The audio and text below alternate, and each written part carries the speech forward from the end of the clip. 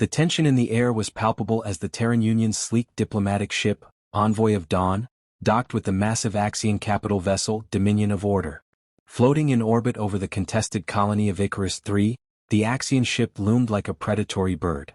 Its angular design, bristling with weapons, was a stark contrast to humanity's comparatively minimalist vessels.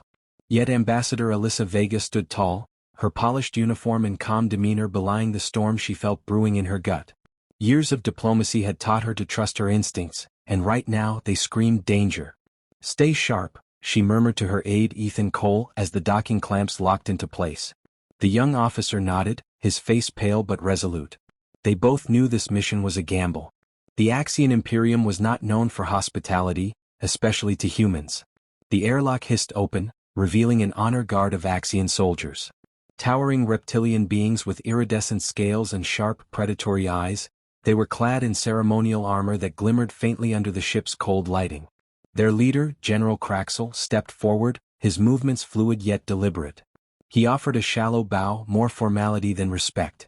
"Ambassador Vega," Craxel said, his voice a low rumble.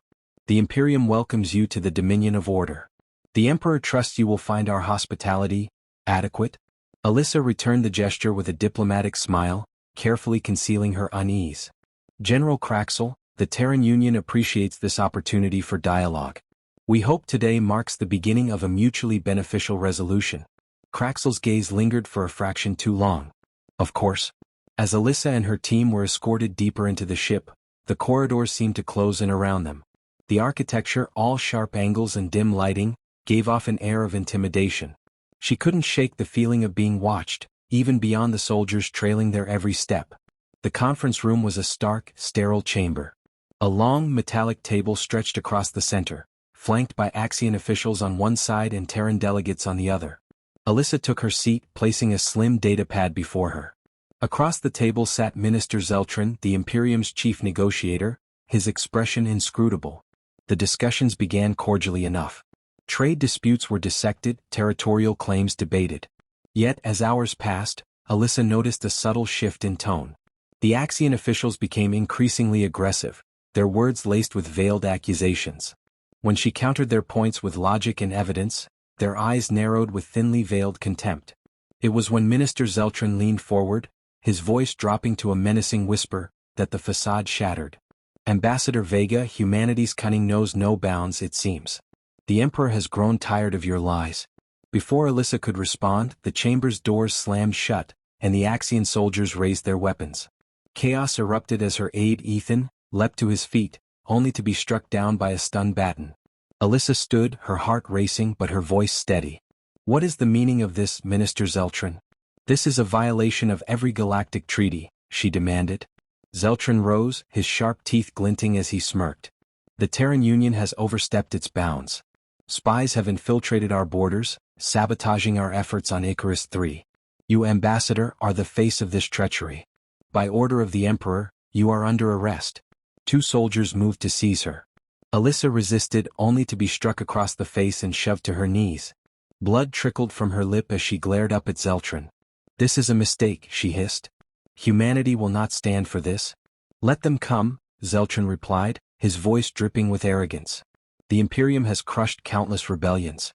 Your species will be no different." Hours later, the Terran Union received a garbled transmission. It was Alyssa's voice, filled with static and pain. The message was brief but chilling. "I am a prisoner of the Axian Imperium. They have accused us of crimes we did not commit. Do not." The feed cut off. In the Terran Union's war room, President Elijah Danner slammed his fist against the table. A former general turned politician, Danner's face was etched with fury as he addressed the council. "This is not an act of diplomacy. This is war." His words were met with grim nods. The Terran Union had always prided itself on diplomacy, but this act of aggression could not go unanswered. Orders were given. The fleets would mobilize. Factories would churn out weapons of war. As humanity prepared for battle, one truth became clear. The Axian Imperium had underestimated the resolve of their newest rival. The Terran Union was no longer interested in peace. They would fight. And they would win. The Terran Union's response was swift and absolute. Within hours of the news of Ambassador Alyssa Vega's capture, President Elijah Danner convened an emergency session of the High Command. Gone were the measured debates and cautious diplomacy that had defined humanity's interactions with the galactic powers. The message was clear. The Axian Imperium had crossed a line that could not be ignored. The Union's vast industrial complex roared to life. Factories across Earth, Mars, and the asteroid belt shifted overnight to producing warships, weapons, and supplies. Civilian industries were repurposed, and rationing was implemented to fuel the military buildup. In orbital shipyards, rows of battlecruisers and destroyers emerged from skeletal frames, their sleek designs bristling with the latest advancements in human ingenuity. Humanity had been preparing for this day, albeit reluctantly. Now all those contingency plans were being unleashed. Admiral Marcus Drayden stood aboard the flagship Iron Resolve, gazing at the holographic display of the galaxy's map. His weathered face bore the scars of countless battles, and his cold, calculating eyes swept over the glowing Axian territories. To him, war was a chessboard and every piece moved with ruthless efficiency. The Imperium relies on intimidation and brute force, Drayden said, addressing his assembled fleet commanders. But they are rigid, predictable. We will exploit their arrogance and dismantle them piece by piece. His strategy was unconventional, even brutal. Humanity had no interest in engaging the Axian fleets head-on, where the Imperium's numerical superiority would overwhelm them. Instead, Drayden proposed a campaign of precision strikes and psychological warfare. Critical supply lines would be severed. Strategic outposts would be destroyed in lightning-fast raids. The Axian Imperium would bleed resources and morale long before they even realized the true scope of the conflict. The first target was an Axian resupply station orbiting a gas giant in the Kael'ric system. Intelligence reports indicated it was lightly defended, a key node for fueling and provisioning Axian fleets. Drayden dispatched a task force led by Captain Tessa Ward, an up-and-coming officer known for her unorthodox tactics. As the Terran fleet emerged from hyperspace, the Axian defenders scrambled to respond. But they were no match for humanity's technological edge. Advanced stealth systems allowed the Terran ships to approach undetected, launching devastating precision strikes that disabled the station's defenses in minutes.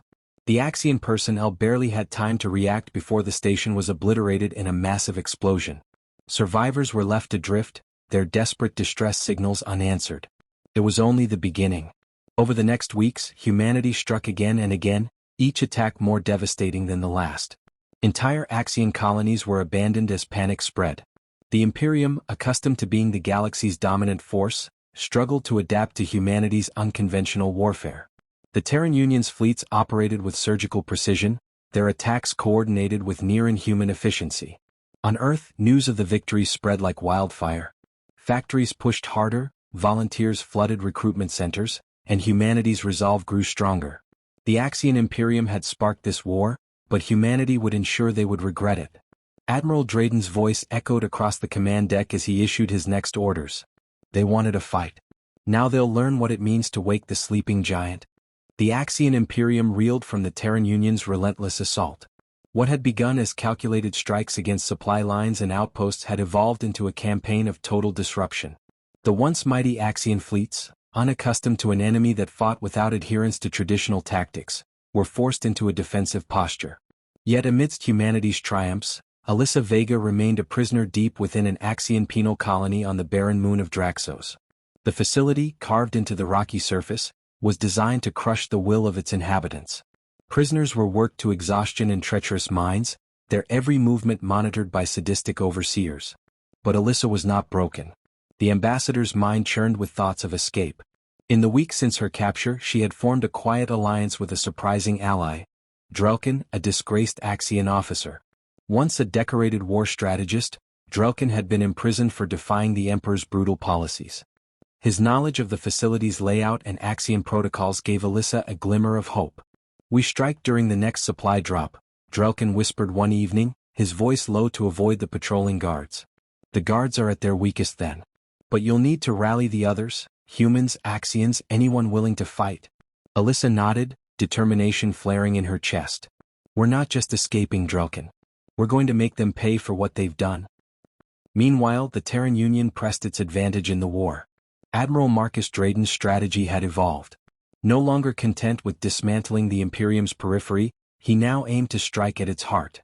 His next objective was to blockade Axion Prime, the Imperium's capital and the seat of its emperor. The operation was audacious. Axion Prime was heavily defended, surrounded by fleets and orbital weapon platforms. But humanity's technological superiority and unorthodox tactics gave them a fighting chance. Using a mix of advanced stealth cruisers and decoy ships, the Terran fleet infiltrated the Axion system undetected.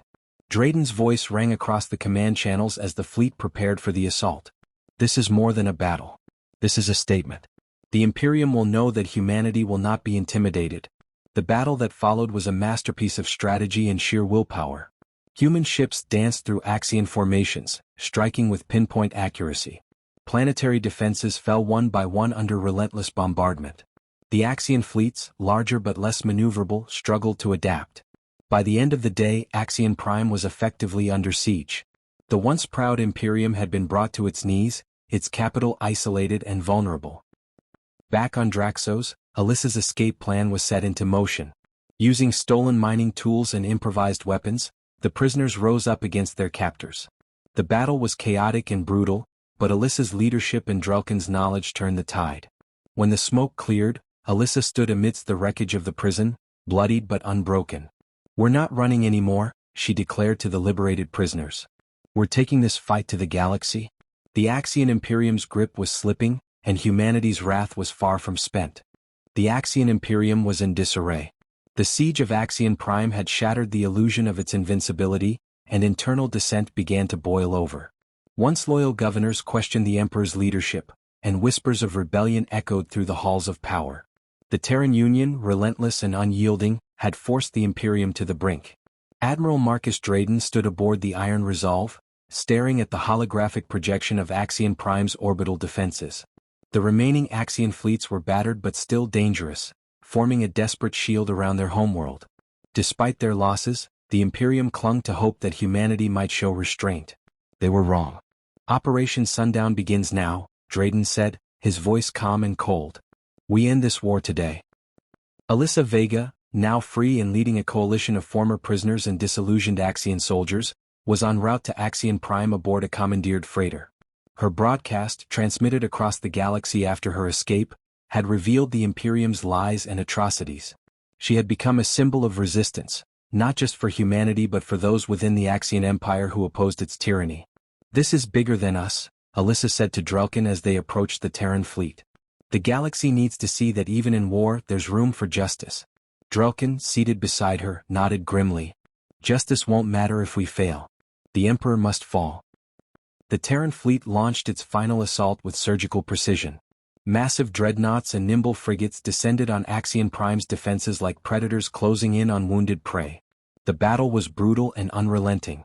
Terran strike teams infiltrated key orbital platforms, disabling weapon systems and paving the way for the fleet's advance.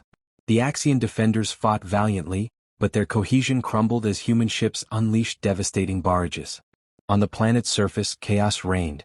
Terran forces, armed with cutting-edge weapons and exosuits, breached the Imperial Palace's defenses. The once imposing seat of power was now a war zone.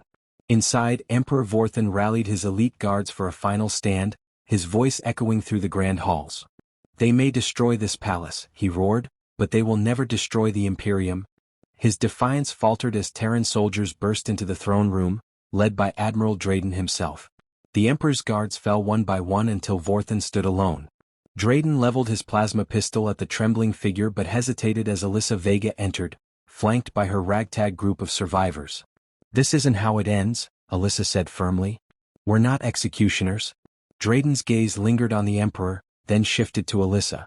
Slowly he lowered his weapon. "Fine. But he answers for his crimes." The Emperor's capture was broadcast across the galaxy. His trial, held aboard a neutral station, exposed the Imperium's corruption and cruelty. One by one, Axion systems began to surrender, their leaders unwilling to continue a war they could no longer win. As the dust settled, humanity stood victorious, but forever changed. The galaxy now saw them as a force that could not be ignored, their strength and resolve etched into the annals of history. "We won," Alyssa said to Drayden as they watched Axion Prime's once mighty fleet dissolve into scattered debris. "But at what cost?" Drayden's expression was unreadable. "The cost of survival. Nothing more, nothing less." The war was over, but the scars it left behind would shape the galaxy for generations to come.